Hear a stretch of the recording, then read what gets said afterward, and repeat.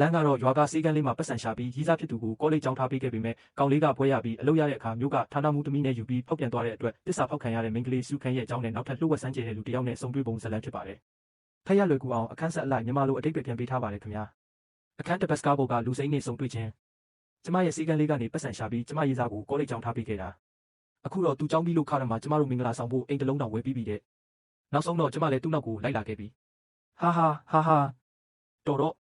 ငါ့ကိုဖတ်ထားစမ်းကူညီပါဦးမဟုတ်ရင်မင်းသိလိမ့်မယ်ပါဇက်ပိတ်ထားစမ်းကောင်းမောလိုက်မျက်နှာကိုမြင်ရအောင်သူ့ကောင်းကိုမော့ပေးစမ်း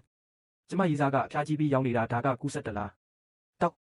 အမကိုလိုက်ရှာတာဒီမှာမရှိဘူးတခြားနေရာမှာသွားရှာရအောင်မင်းငါ့ကိုဘာလုပ်လိုက်တာလဲကျမဓာတ်မတည့်တာပျောက်တဲ့ဆေးမုံနည်းနည်းဖြန်းပေးလိုက်တာမနှက်ဖြန်မနှက်ဆိုတက်တာသွားလိမ့်မယ်မြန်စင်းကြရအောင်ဟိတ်ဆေးကတုတ်ပြန်မှုတအားပြင်းနဲ့ဟိတ်မင်းကလေးမီးစားကိုထားခဲ့ပြီလားသူကကျမရေးစားမဟုတ်ဘူးသူ့ကိုဘတ်စကားပေါ်ကနေမြန်ချပေးပါမြန်ကျမကဂိတ်အဆုံးထိကားစီရမှာငါရေးစားကိုလာရှာတာမင်းကိုဘာလို့ခေါ်သွားရမှာလဲမင်းငါကိုတမင်တကာကတ်နေတာဖြစ်မယ်ဒါကိုဖြေရှင်းဖို့ဖန်ဖေးဖိန်ဖီကိုပဲခေါ်လိုက်မယ်သူ့မှာရေးစားရှိနေတာပဲဟိတ်သူသေးနိုးပါဦးရောက်ပြီးမင်းရေးစားကိုမြန်အောက်ချတော့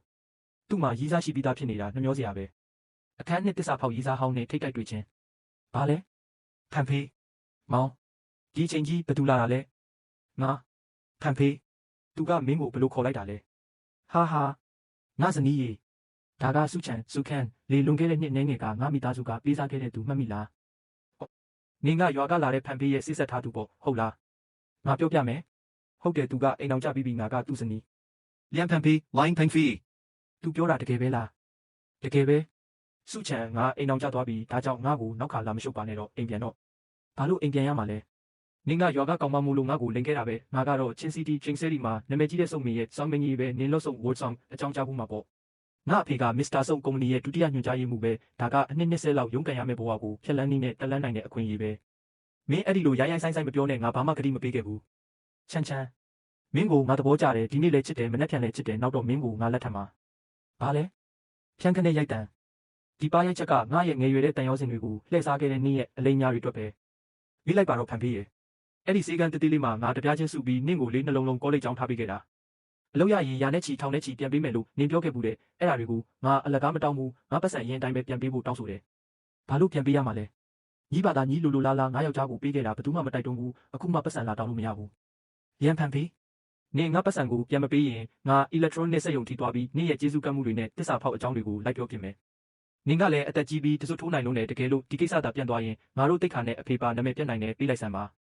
လားသူ့ကိုပေးလိုက်ပတ်စံယူပြီးမင်းရွာကိုမင်းပြန်တော့အကုန်ပြန်ပေးလိုက်မယ်နောက်ထပ်ပြဿနာမရှာနဲ့တော့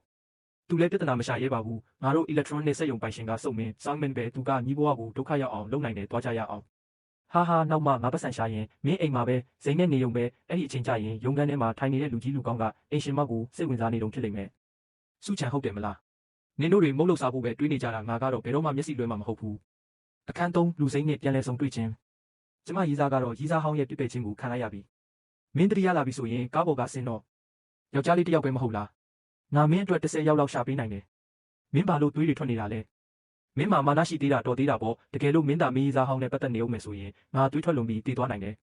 မိမိသားစုရဲ့ဖုန်းနံပါတ်ကဘာလဲငါသူ့ကိုဆေးရုံပို့ပေးမလို့အဲ့ဒီလူတွေကငါနောက်ကိုလိုက်နေတာငါဆေးရုံသွားလို့မရဘူးအတိအကျပြောရရင်သူကဘာတူလဲကျမကဘာလို့ပါဝင်ပတ်သက်သွားရတာလဲ